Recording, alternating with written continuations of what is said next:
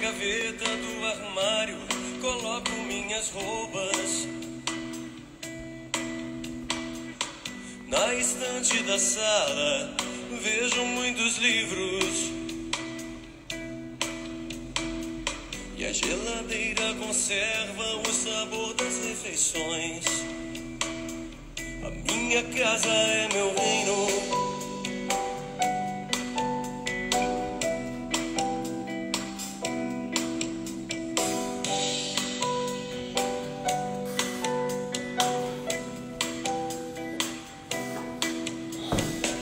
Mas eu preciso de outros sapatos, de outras roupas. Olá, meus caros, minhas caras, sejam todos bem-vindos em nossa penúltima live da nossa jornada criminal. Todos bem-vindos. Jéssica por aqui, Carla, Tiago, Kelly, Carlos, Eloy, Mirelle, Dani, Giovanni, Carlos Machado. Sejam todos bem-vindos. Thais Fraga, meu love, chegando por aqui também. Nossa penúltima aula da nossa jornada criminal. Começamos segunda falando do efeito pandemia na advocacia criminal. No segundo dia falamos de superar as barreiras da advocacia criminal, dos nossos 5 P's, que até hoje repercutem, né? Teve um colega que disse que está sonhando agora com os 5 P's, com propósito, preparação, persistência, perseverança e perenidade. Ontem falamos sobre o que mesmo? Ontem falamos sobre... esqueci agora. Deixa eu ver aqui.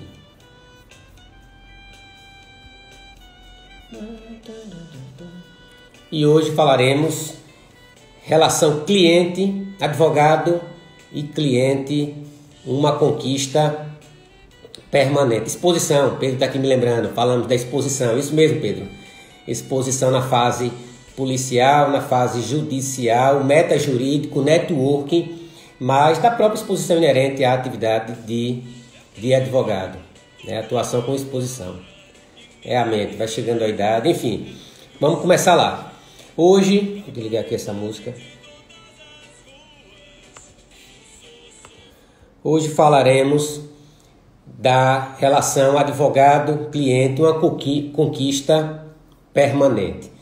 Então eu separei aqui, que eu entendo importante para vocês me cobrarem, 5 questões que eu entendo que é importante nessa relação. A primeira delas é a própria captação, né? O colega está começando, o jovem advogado, e aquela ansiedade de conquistar o seu primeiro cliente, de como conquistar esse cliente, e quando esse cliente chegar, eu conseguir de fato fechar o meu contrato de honorários, né? Então existem algumas técnicas para você conseguir atrair esse cliente e que esse cliente permaneça fechando o contrato e eventualmente lhe indique e retorne, né? Caso precise. Evidentemente que nem todo mundo quer ficar à cata de um advogado criminalista, porque, em regra, é porque está com algum problema muito grave. Então, vamos lá. Em relação à captação de cliente, eu posso captar cliente? Bom, posso sim, desde que ocorra de forma lícita. Eu não posso captar ilicitamente clientes. E para o jovem advogado, que não tem ainda um nome conhecido, não tem um escritório com referência, não integra uma sociedade que já tem um tempo no mercado, como fazer isso? E aí uma das primeiras orientações que eu dou é a própria exposição, que nós falamos ontem, mas uma efetiva produção de conteúdo seria um dos elementos. Então, se eu puder deixar aqui de indicação, a publicação de artigos jurídicos. Às vezes a gente acha que é algo difícil, mas publicar um artigo no site do Conjur, eu publiquei alguns artigos, por exemplo, na revista do TRE Sergipe e na revista da EJUSE, que é aqui do Tribunal de Justiça, e a gente percebe que não tem tanta dificuldade. Evidentemente tem que se tomar adequar em alguns momentos. Estou aqui vendo também um colega aqui do escritório, Matheus, que era para estar em aula, está aqui na live, seja bem-vindo, meu sócio. Então, a própria produção de conteúdo, ela pode, para o jovem advogado, lhe abrir algumas portas, porque ela está vinculada à própria exposição. Então, quando eu crio um perfil e produzo conteúdo e realizo alguma live com outros colegas advogados, e aí alguém pode perguntar, certo, mas eu vou falar sobre o quê, já que eu estou iniciando agora? A própria dificuldade do início, temas que estão sendo muito trabalhados nesse momento de pandemia, vinculados à advocacia criminal, vinculados ao pacote anticrime, à advocacia trabalhista, à advocacia previdenciária, várias alterações que ocorreram por conta da pandemia podem ser objeto, inclusive, de debate. Então, quando há esse debate, quando há essa exposição, quando há essa produção de conteúdo, existe a possibilidade de outras pessoas estarem lhe enxergando, surgir uma oportunidade, surgir uma parceria, surgir uma indicação, né? Agora, de que forma eu posso fazer isso? Eu até comentei hoje no vídeo de manhã do marketing que a gente pode utilizar. E o marketing que eu defendo que é possível para a advocacia é o marketing de conteúdo, é o marketing de atração, é o inbound marketing. É aquele que eu faço minha página, produzo conteúdo de forma informativa e não de modo a captar o cliente. Então, quando eu diariamente falo sobre temas da advocacia criminal, ainda que eu não esteja falando diretamente para o cliente da advocacia criminal, já que eu falo para os colegas advogados, para a jovem advocacia, em algum momento, alguém que estiver visualizando aquela postagem, aquele vídeo, né, aqueles stories, ele pode, de certa forma, ir até esse colega advogado que está produzindo esse conteúdo e, de certa forma, abrir algumas portas ou outros colegas, né, gerar parcerias ou mesmo sociedades dessa produção de conteúdo. Então, para aquele colega que ainda não tem experiência, que não tem um tempo de estrada, que não tem um escritório consolidado, que está à cata em busca do seu primeiro cliente, uma das formas de você alcançar isso que você almeja seria essa exposição. Ela é imprescindível, como nós falamos ontem, na necessidade de exposição do colega advogado, notadamente, que está começando, e as dificuldades são muito maiores. Então, o marketing inbound, o marketing de conteúdo é aquele marketing de atração, onde as pessoas elas lhe dão credibilidade em razão daquilo que você está falando, discutindo, e pode surgir uma oportunidade. E aí você compara com aquele outro colega que está não está no escritório, não está produzindo conteúdo, não está publicando artigo, não está, de certa forma, se relacionando, fazendo qualquer tipo de networking, seja numa comissão da seccional da ordem ou de qualquer outra associação onde se discuta, de fato, o direito. Né? Os colegas aqui chegando, Ernesto, Túlio, Ícaro, Viviane, um abraço em todos. Então, esse seria um dos caminhos para que o cliente possa lhe enxergar. Né? Eu comentei ontem de uma colega que produz conteúdo, advogada, jovem advogada, um pouco mais de um ano que produz conteúdo, que se formou, está produzindo conteúdo, houve sustentação oral, e surgiu uma oportunidade de uma parceria por conta, inclusive, dessa exposição. Então, nesse primeiro momento de início dessas dificuldades, que não são poucas, eu acredito que um mundo cada vez mais digital, um mundo cada vez mais online, é impossível o colega se afastar dessa ferramenta tecnológica, né? Ainda que ele não tenha segurança no início de gravar vídeos, de participar de lives, mas ele pode fazer posts, ele pode tentar publicar artigos, enfim, existe essa série de ferramentas para que ele possa ser visto por seu cliente.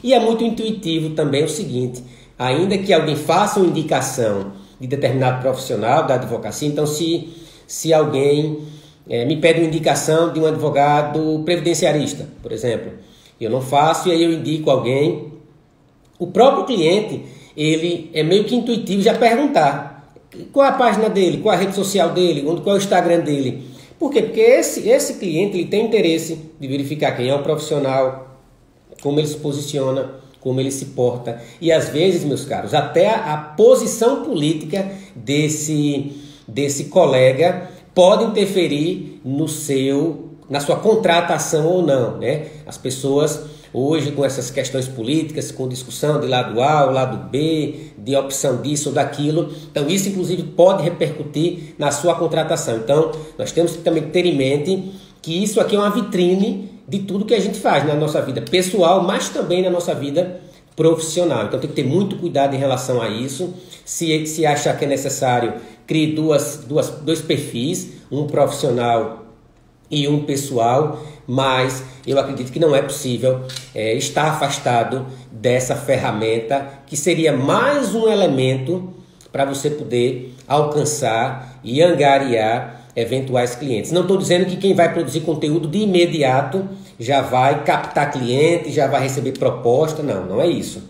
Você começa a produzir conteúdo e as pessoas começam a acreditar em você, percebem que você tem segurança naquilo que está falando, vão tirar alguma dúvida, você vai responder e lá na frente, quando ela precisar daquele serviço, ela vai intuitivamente lembrar de você. Então, muitos colegas começam a gravar alguns vídeos, alguns dias, algumas semanas, e aí me dizem, não recebi nenhum direct, ninguém ligou para mim, ninguém perguntou nada, e acaba desistindo. E aí você tem que ir lá para o P da perseverança com a constância. Então, é necessário que tenha essa perseverança nessa produção de conteúdo. Então, é um dos elementos que podem ser um dos elementos para a captação desse cliente, né? Então, por exemplo, produzindo conteúdo aqui, fiz um convite a uma colega advogada de outro estado para fazer uma live. Ela visitou a minha página, nós conversamos e acabou aceitando o convite, até porque ela percebeu que eu já produzia conteúdo, enfim. Então havia essa troca de energia, havia essa confiança naquilo que a gente está produzindo diariamente, que pode também ser compartilhado, até porque ninguém quer estar se relacionando, se aproximando de pessoas que de certa forma podem até trazer algum tipo de problema para o seu nome, né? A Andressa colocou aqui, Fernando chegou, Andressa, mas nem demora muito, às vezes a pessoa também está fazendo algo errado, tirando prints dos portais, enfim. Exatamente, Andressa. Então, produção de conteúdo não é tirar print do TJ, do CNJ e sair repostando do Senado e repostando e acreditando que isso é produção de conteúdo. Produção de conteúdo é discussão de ideias, é trazer seu ponto de vista, é trazer profissionais de áreas afins. Antes da live aqui, eu estava com um grupo de colegas advogados criminalistas reunidos com um perito que trabalha com direito eletrônico. Então, um colega que vai nos auxiliar nos nossos processos. Então, essa rede de relacionamentos, ela sempre vai aumentando. Esse networking, ele é imprescindível para o colega. Então, ele tem que se expor, ele tem que se apresentar para ele poder ser visto. E quando ele for visto, as pessoas acabam naturalmente dando alguma oportunidade. Então, essa seria uma forma do cliente lhe enxergar, além de outras relacionadas ao network, a realização de cursos, enfim.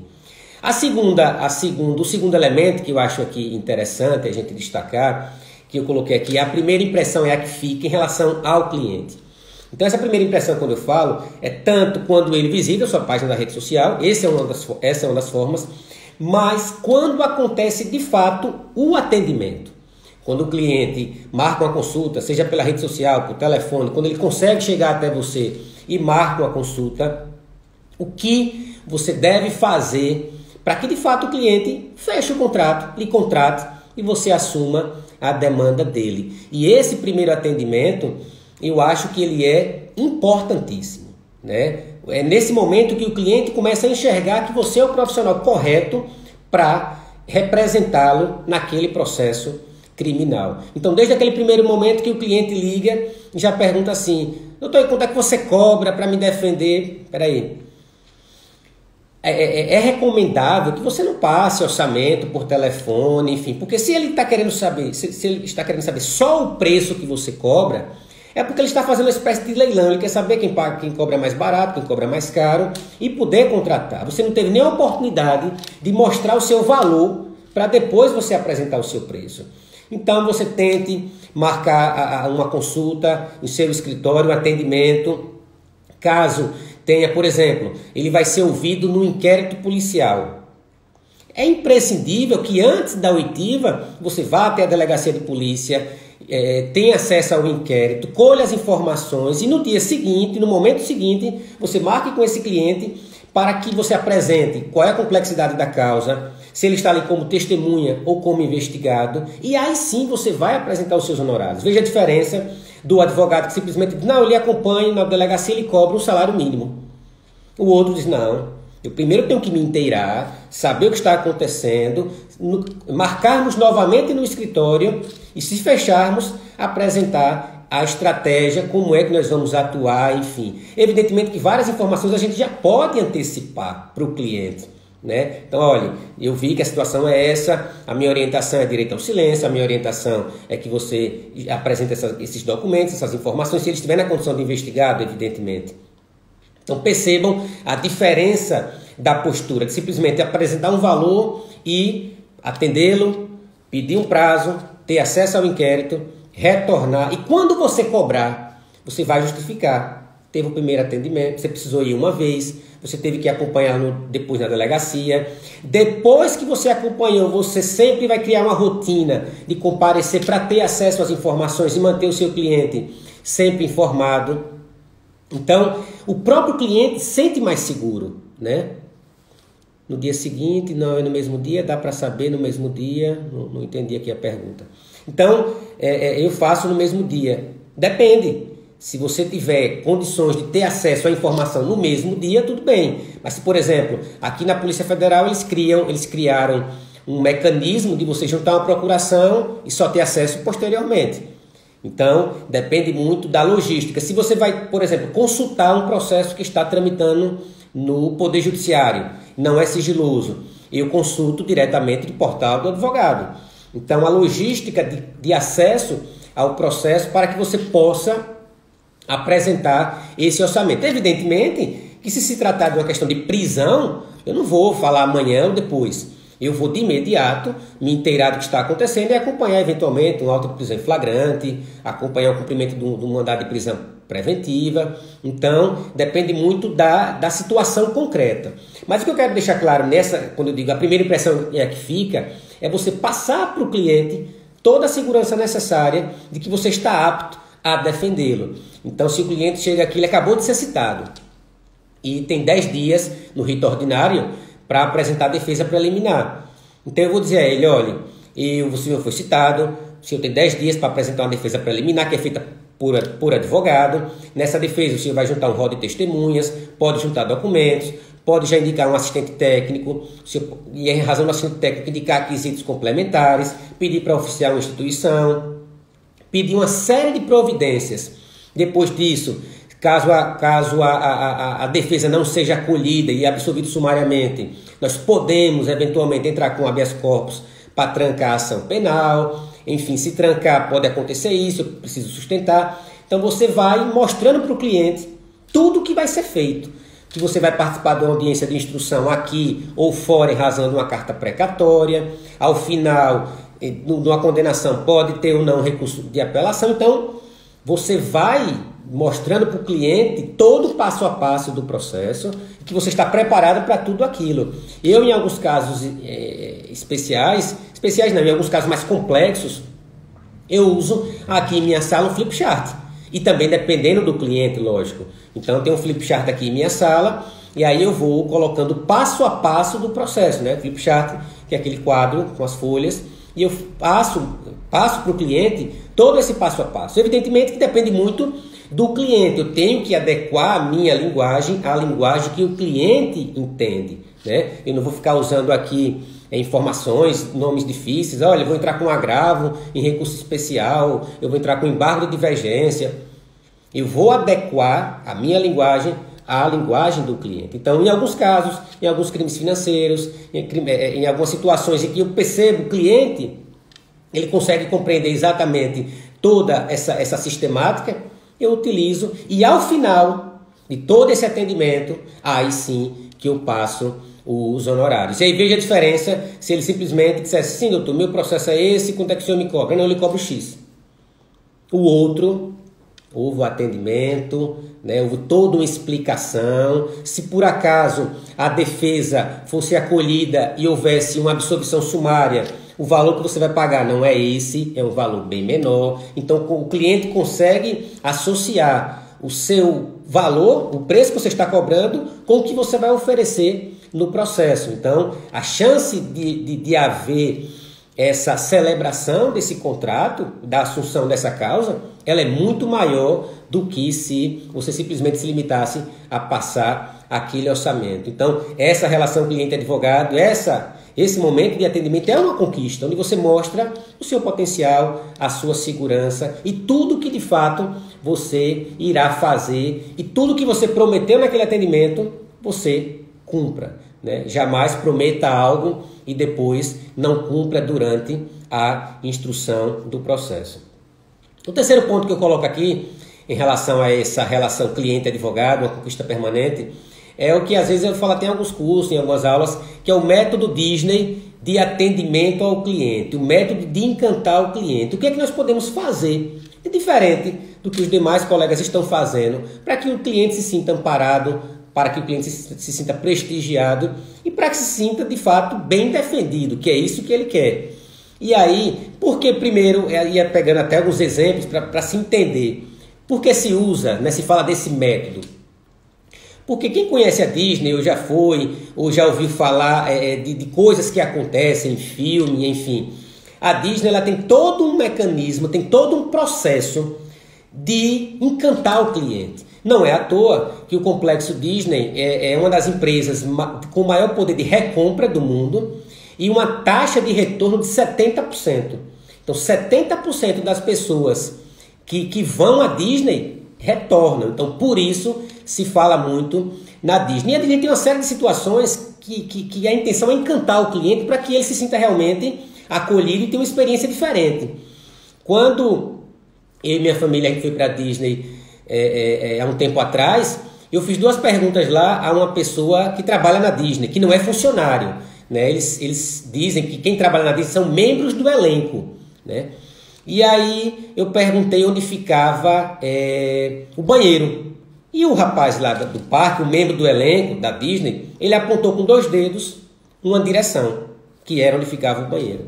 Pois bem, depois, mais na frente, eu perguntei onde ficava um determinado brinquedo.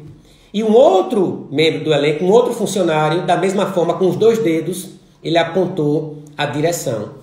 E aquilo me intrigou, né, cara? E em regra, quando a gente pergunta alguma coisa aqui, né, alguém aponta com o dedo, é ali, é aqui, e sempre com 2 dedos. E depois eu fui entender, fui descobrir que ele aponta com 2 dedos porque, a depender da cultura, da religião, quando você aponta com o dedo, você está praticando um ato obsceno. Então veja a preocupação das pessoas que estão naquele complexo, né, de fazer algo que não venha a ofender, a constranger quem quer que seja. Então outro ponto lá, nos hotéis da Disney tem um olho mágico em cima e um embaixo para a criança. A própria criança também pode, na porta, ver quem está chegando. Se você deixar comprar brinquedos no parque e deixar no quarto do hotel, no dia seguinte, as pessoas que arrumam um quarto, elas fazem um cenário com aqueles brinquedos.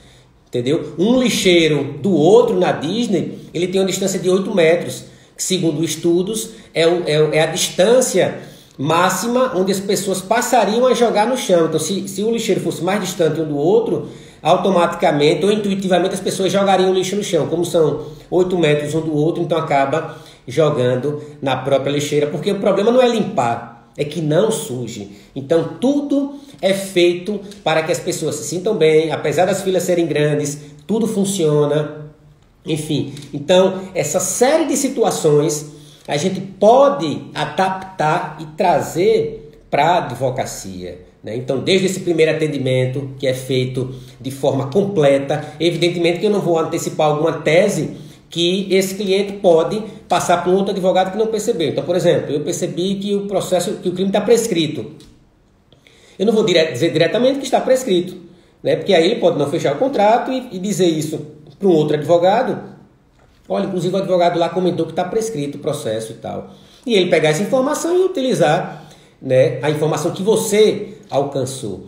mas o que vai ser feito passo a passo do processo, né? E aí coisas pequenas que vão agregando em todo um contexto, desde o momento que o cliente chega no seu escritório, que você vai recebê-lo na recepção do seu escritório, desde o momento que ele vai embora, que você acompanha até a porta do escritório, que você para e passo, se antecipa nas informações do processo, não espere o cliente ficar mandando WhatsApp, ligando, então sempre se antecipando.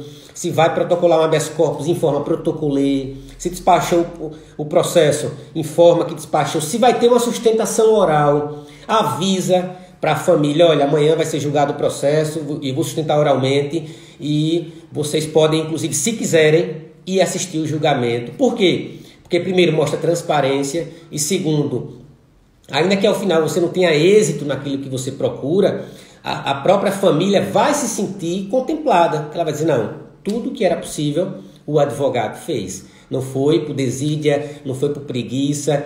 Ele fez tudo que ele prometeu. Ele fez tudo que estava ao seu alcance. Vários colegas advogados, recém-formados, já advocacia, me perguntam, Fábio, um cliente me mandou uma mensagem do presídio, ou me ligou do presídio, e aí eu disse, olha, isso não pode acontecer. Não permita isso. E como é que você faz para evitar que isso aconteça?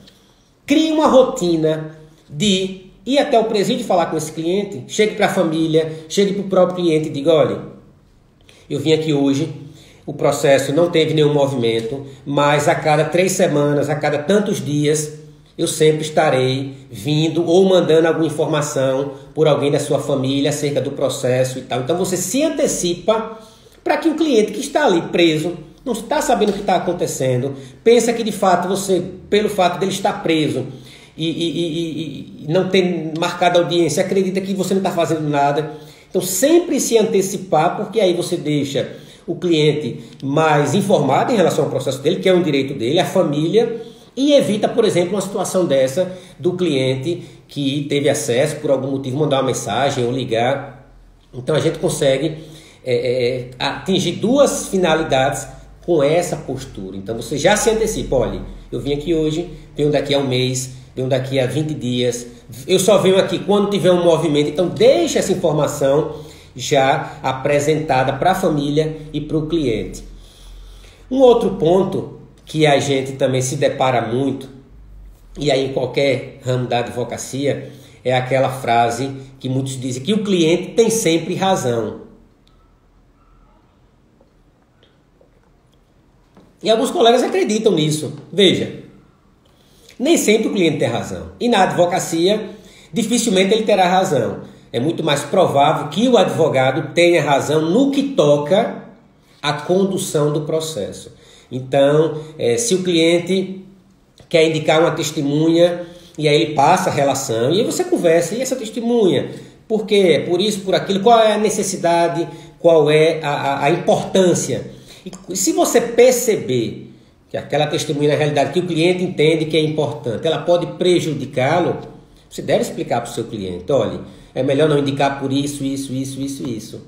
Durante a audiência, o cliente sentado do seu lado e você fazendo as perguntas, e o cliente, às vezes, anota uma pergunta e quer que você faça aquela pergunta. E aí você percebe que aquela pergunta pode prejudicar o seu cliente, né? Você não sabe a resposta, né? É uma incógnita, e aquela resposta pode prejudicar. E você não fazer aquela pergunta. Então, essa questão de que o cliente tem sempre razão, isso não é verdade. O advogado que deve conduzir tecnicamente o processo, ele que tem todas as condições de analisar estrategicamente, e aí a gente utiliza até a teoria dos jogos no processo penal, onde o advogado ele atua como verdadeiro enxadrista, né? Ele tem que verificar quais peças ele deve mexer, quais ações ele deve tomar, se é recomendável ou não, por exemplo, passar para a justiça negocial, fazer uma delação premiada, um acordo de não persecução penal. O advogado que tem essa condição de fazer essa análise e passar para o cliente a sua orientação técnica. Eu já falei por aqui, seria a mesma coisa de quando a gente procura um médico, o médico nos examina, fazemos exames, ele olha o exame, vê um diagnóstico, passa um medicamento e diz, você vai tomar esse medicamento 3 vezes ao dia durante 5 dias.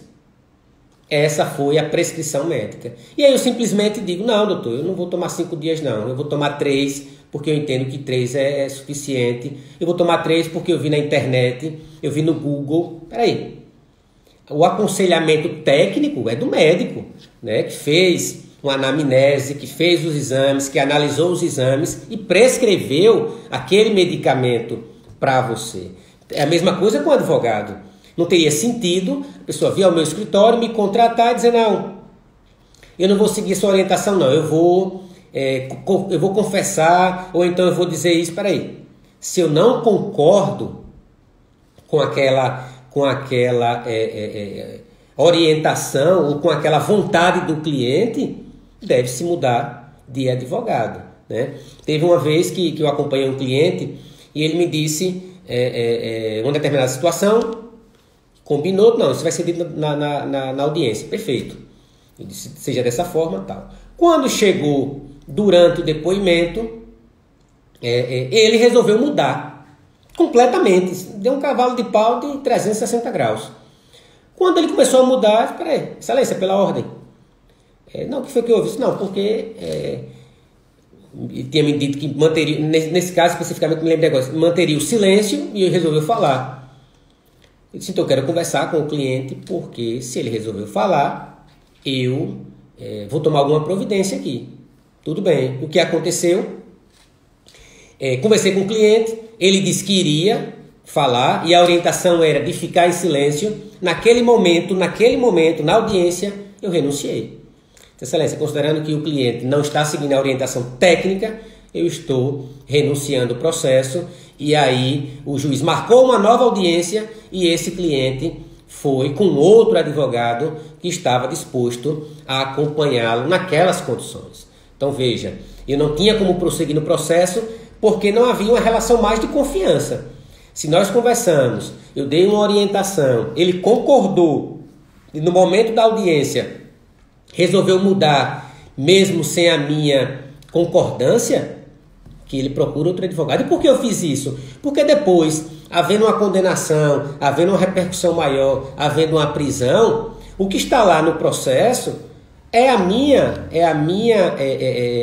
o meu acompanhamento, eu que estava acompanhando. Então lá no futuro, esse mesmo cliente procura um outro advogado e esse advogado vai verificar, não, esse advogado que fez errado aqui, não sabendo ele que teria sido a vontade do cliente. Então a gente não pode estar suscetível ou vulnerável à vontade do cliente. Nós temos que apresentar toda a orientação técnica, a orientação jurídica, para que ele tenha êxito no que ele busca, seja a absolvição, seja uma pena mínima, seja a conversão de uma prisão numa prisão num regime aberto ou semiaberto, enfim. Então, a orientação jurídica, técnica, ela sempre deve prevalecer em detrimento da vontade do seu cliente, né? Como eu disse, caso haja uma insistência, que ocorra a sua substituição. Então, só recapitulando, no primeiro ponto que nós tratamos aqui é da própria produção de conteúdo para captação lícita de cliente, é o marketing de conteúdo, é o inbound marketing. O segundo é aquele primeiro atendimento, é a primeira impressão que fica, onde o cliente sente de fato segurança daquilo que você está falando, do passo a passo do processo, das possibilidades. Nada de sair prometendo absolvição, soltura. Como sempre repito, a nossa atividade é uma atividade de meio e não de fim.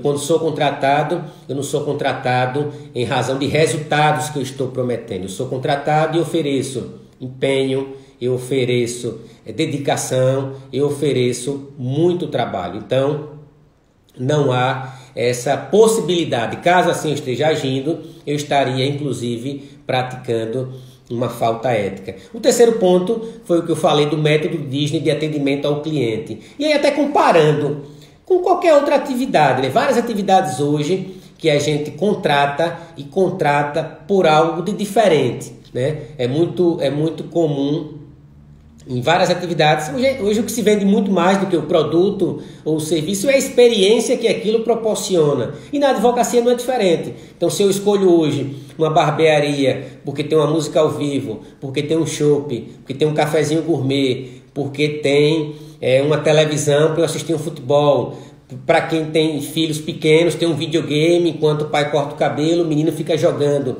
Então perceba que a barbearia não se limita mais na nossa época de adolescente, em que você chegava lá, cortava o cabelo, nem lavava e ia embora. Hoje não, é praticamente um evento você ir para uma barbearia, enfim. Então são essas experiências que nós também devemos trazer para a advocacia e, como eu disse, vários dos elementos do método Disney de atendimento ao cliente, do encantamento ao cliente, do fator wow, né, que é onde o cliente ele realmente se surpreende com aquilo que ele não está acostumado a receber naquela atividade. Então, se eu costumeiramente mantenho informado o meu cliente do andamento processual, se costumeiramente eu sempre estou dando esse feedback, se tudo que eu faço de movimento, de protocolar, de despachar, de sustentar, todas essas informações eu municio o meu cliente de tudo que está acontecendo, ele vai sentir um atendimento diferente, né? E é o que nós vendemos,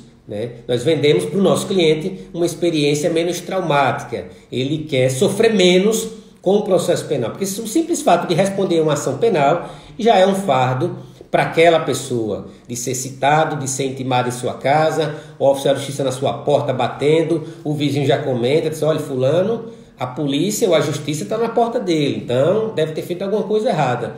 Isso por si só, para muitas pessoas, já acaba sendo um fardo muito grande. Então, se você consegue diminuir essas dores do seu cliente, você consegue, de fato, encantá-lo, né? No sentido filosófico da palavra, encantá-lo para que ele, de fato, reconheça que você é o melhor profissional para promover a defesa dele. O quarto elemento é relacionado à própria vontade do cliente e deve sempre prevalecer a sua orientação jurídica, a sua orientação técnica e não a do cliente, né? Caso ele insista em algo que você tenha convicção e a certeza de que aquilo vai trazer mais prejuízos do que benefícios, eu particularmente opto por não seguir no processo, mas aí o colega que deve definir se vale a pena essa exposição. E por último, é o pós-processo, né? Terminou o processo, o cliente foi condenado, absolvido, enfim, você não tem mais nenhuma atuação profissional e há um completo desligamento com aquele cliente. E eu entendo que esse relacionamento com a família, ou mesmo com o cliente, né? Ele deve, de certa forma, existir essa continuação desse relacionamento, desse contato. Até porque aquele cliente ele pode eventualmente retornar, aquele cliente pode trazer novos clientes. E eu vi uma vez na revista Exame, viajando para Recife, estava lá no avião, uma revista Exame, que tinha a seguinte pesquisa: um cliente satisfeito, ele fala bem de você para até 12 pessoas. Já um cliente insatisfeito, ele fala mal de você para até 32 pessoas. Então as pessoas naturalmente gostam, têm mais predileção de falar mal. É muito mais difícil a gente elogiar, a gente sair compartilhando as boas experiências, mas falar mal é muito mais comum. Então quando o cliente sai com uma má impressão de você, do seu atendimento, da qualidade do seu serviço, ele vai falar mal de você para muitas pessoas. Eles, sendo bem atendido, tendo uma boa experiência, ele vai falar bem de você para menos pessoas, mas vai haver esse compartilhamento. E na advocacia, mais do que até em outras profissões, a indicação ela ainda é muito forte. Lógico, ainda que haja indicação, a pessoa vai certificar, a pessoa quer ser atendida e sentir realmente que está diante de um bom profissional, ela eventualmente vai consultar na sua rede social como você se posiciona, como é esse advogado, enfim. Então existe todo um processo, né, de construção, desde o momento em que você capta licitamente aquele cliente, até o momento que você encerra aquela atividade, mas ainda assim você continua com vínculo com aquele cliente. Então ainda que finalize se você tem no sistema de controle do seu escritório, no software do seu escritório, continue mandando notícias, seu cartão de Natal do final do ano, no aniversário do cliente, manda uma mensagem, mas não aquela mensagem burocrática com o nome do escritório. Peça para a secretária lhe informar. Ela, olha, hoje é aniversário de fulano de tal, que foi cliente do escritório. Você vai gastar ali 15 segundos, vai mandar um áudio para esse cliente, no dia do aniversário dele, que ele vai ficar tão grato. Já aconteceu de eu fazer isso, e o cliente ligou de volta dizendo, Fábio, você foi a única pessoa que lembrou do meu aniversário. Eu não acreditei naquilo ali. Não acreditei. E aí começou a conversar e tal, eu perguntei o que ele estava fazendo, da família, da filha que tinha ido morar fora, enfim. Então, esse relacionamento que é sadio, que é saudável, ele gera novos frutos. Indicação para outros.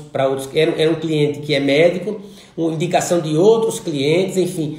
E sem contar, não independente da indicação, você manter contato com aquelas pessoas que em algum momento você prestou um serviço, você foi útil e ainda assim você se importa com aquela pessoa e está mantendo esse contato. E não simplesmente encerrar essa relação, né? Eu vi aqui uma das pessoas, não sei se está ainda na sala, que é Júlia, e ela fala muito lá no canal dela de pós-venda. A pessoa que vende um produto, que vende um serviço. E na advocacia é exatamente isso. O pós-venda seria o pós-processo. Depois do processo, como ficou meu relacionamento com meu cliente? Terminou? Tchau, acabou, pronto? Não. Lógico, como eu disse, ninguém quer ficar visitando com constância um advogado criminalista, né? É que nem ficar visitando um médico oncologista. Ninguém quer precisar de um oncologista, ninguém quer precisar de um criminalista. Mas quando precisar, você sabe quem são as referências em suas áreas de atuação. Então esse pós-venda também ele é importantíssimo. Então, nesse relacionamento cliente-advogado, meus caros, para fazer um briefing final aqui, desde o momento em que você se apresenta, se expõe e capta licitamente esse cliente, no primeiro atendimento desse cliente, durante a condução do processo, e aí entra nessa condução do processo o método Disney de atendimento ao cliente. E eu me lembrei aqui agora de um exemplo de uma aluna que eu conversei sobre o tema. Ela é advogada aqui no interior do estado. E sabe o que foi que ela fez lá no atendimento aos clientes dela? Ela começou a servir o cafezinho com chantilly aqui no interior do estado. E isso causou a maior... as pessoas começaram... Doutora, é aquela hora café com sorvete. E as pessoas começaram a comentar isso. Os clientes dela são clientes do direito previdenciário. Começaram a trazer outras pessoas para tomar cafezinho e viraram clientes.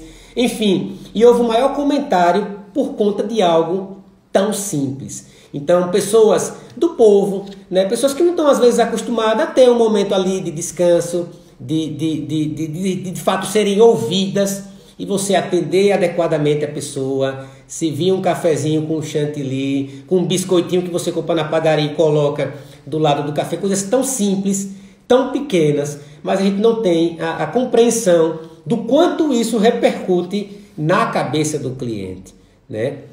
Então, é uma série de situações que conjuntamente vão fazer com que você tenha um atendimento diferenciado, de que você encanta o seu cliente, de que ele continue, e não só isso, como eu disse, que ele fale bem de você para outras pessoas, porque quando ele é mal atendido, ele fala mal de você para até 32 pessoas, e quando ele é bem atendido, ele fala bem de você para até 12 ou 10 pessoas. Então, como eu disse, a possibilidade, a tendência de falar mal, ela é muito maior.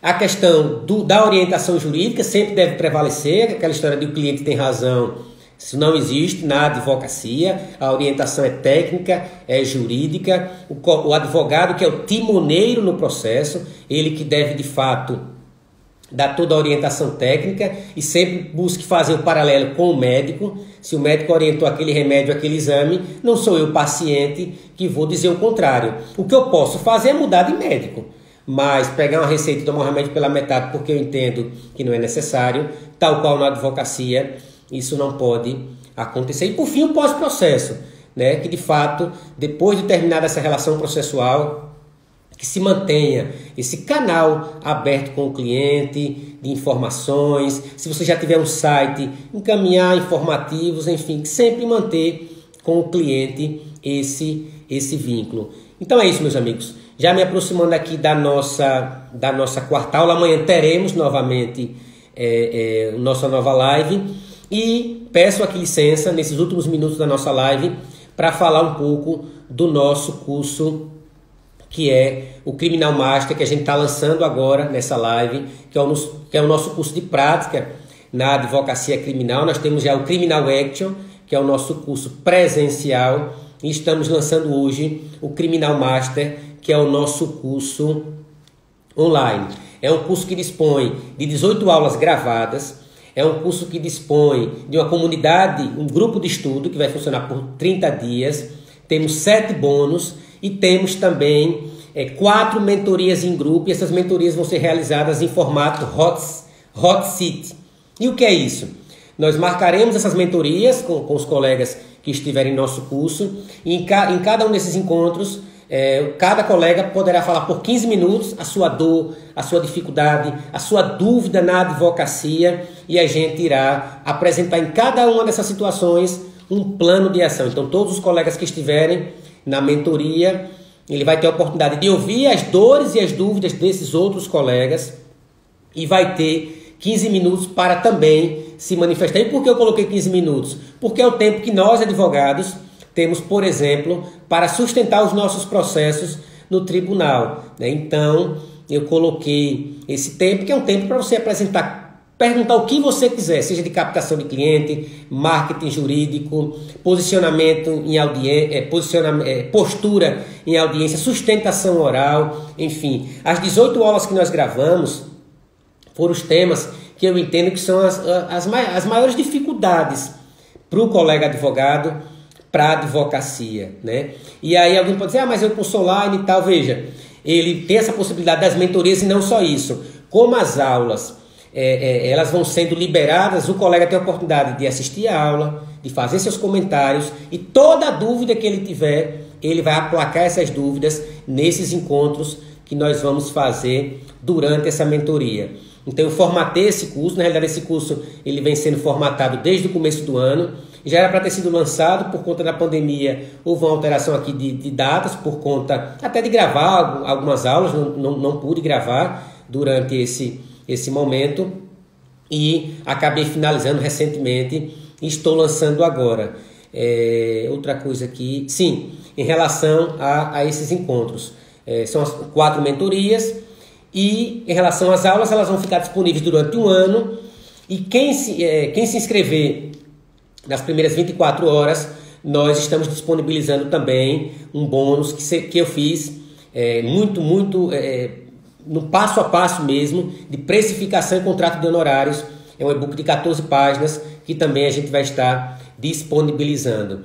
Eu coloquei aqui na nossa bio o nosso site, né, que é o criminalaction.com.br. Lá no site tem várias informações, depoimentos das pessoas que fizeram o nosso curso presencial, né? E me perguntaram também hoje se é um curso só para advogado. Não é um curso só para advogado. É um curso também para estudante, é um curso para jovem advocacia, é um curso para o formando, porque se o colega ele já enxerga na advocacia criminal, a colega enxerga na advocacia criminal o seu ramo de direito que você está escolhendo, você já tem várias ferramentas para se antecipar e não esperar se formar para só depois você começar a implementar algumas técnicas de marketing jurídico, algumas técnicas que você já pode se antecipar desde o momento da faculdade. Então, tal qual o nosso curso presencial, esse curso online, ele também busca atingir o colega que está na faculdade, tanto que nas turmas presenciais do Criminal Action, onde nós tivemos até agora 2 turmas, e foram numa turma 55 alunos e na outra 54. A terceira turma estava marcada e acabou sendo cancelada por conta da pandemia, enfim, e a gente está reestruturando para ver no momento posterior. Então trouxe esses 18 módulos, essas 18 aulas. Nós temos essas 4 mentorias, que é a mentoria que a gente chama de Hot Seat, que é a mentoria, onde cada pessoa tem a oportunidade de individualmente falar por 15 minutos, explicar suas dores, dificuldades, enfim, se já estiver advogando, quais são os principais gargalos para que sua advocacia possa, de fato, deslanchar e você alcançar o que almeja no direito criminal, na advocacia criminal, no processo penal. Lógico que tem temas que não interessam apenas à advocacia criminal. Por exemplo, quando nós tratamos do método Disney de atendimento ao cliente, isso serve para qualquer ramo do direito, não é só para a advocacia criminal. Serve tanto que essa colega, ela faz outra, tem colegas advogadas lá no interior, nesse escritório dela, que atuam no previdenciário, no trabalhista. Então existem ferramentas de atendimento, de captação de cliente que interessam a qualquer ramo do direito. Em alguns temas a gente especificou, né? Por exemplo, um dos módulos que a gente trata no curso: atuação na fase policial, atuação na fase judicial, posicionamento, sustentação oral, o próprio networking, a atuação em metajurídico, audiência de custódia. Então a gente pegou situações e temas que eu entendo que são os mais importantes, né? Não tem como a gente esgotar todo o assunto em uma aula. Mas aí tem a vantagem do curso online, porque você assiste, faz seus apontamentos, coloca suas dúvidas e depois você tem a oportunidade de, na mentoria, você colocar tudo que você tem de dúvida e naquele momento ali eu não tenho escapatória. Eu vou ter que apresentar um plano de ação para que você possa, colega advogado ou advogada, ou quem está iniciando, superar aquela dificuldade, né? Então, no módulo de sustentação oral, a gente fala de roteiro, de passo a passo, como você, de fato, perder esse medo de sustentar, enfim. Então, a gente condensou, né, esses 14 anos de experiência na advocacia, eu que fui estagiário do meu escritório, advogado associado e hoje sócio do escritório, fiz advocacia dativa também no começo, então a gente condensou todo esse tempo de advocacia e formatou nesse curso para poder compartilhar com os colegas, né, que estão iniciando agora todo esse conhecimento para que vocês tenham mais facilidade, tenham mecanismos, tenham ferramentas de superar essas barreiras que são inerentes, como eu já disse aqui, as barreiras são inerentes ao próprio exercício da advocacia. A gente deve estar acostumado para poder enfrentar. No processo penal especificamente a gente já começa o jogo perdendo, porque o cliente já está respondendo, o cliente já foi acusado no inquérito policial, já foi denunciado, enfim, existe toda a carga estatal contra ele, de polícia, de Ministério Público, enfim, e compete ao advogado, né, de forma hábil, usando da técnica, mas usando sobretudo de estratégias, né? Hoje eu conversando com um colega, não sei se ele está por aqui, ontem ele assistiu a live de terça-feira e me disse: Fábio, eu ouvi lá uma frase, usei hoje numa audiência por videoconferência e consegui a soltura do meu cliente, a questão de cooperação e tal.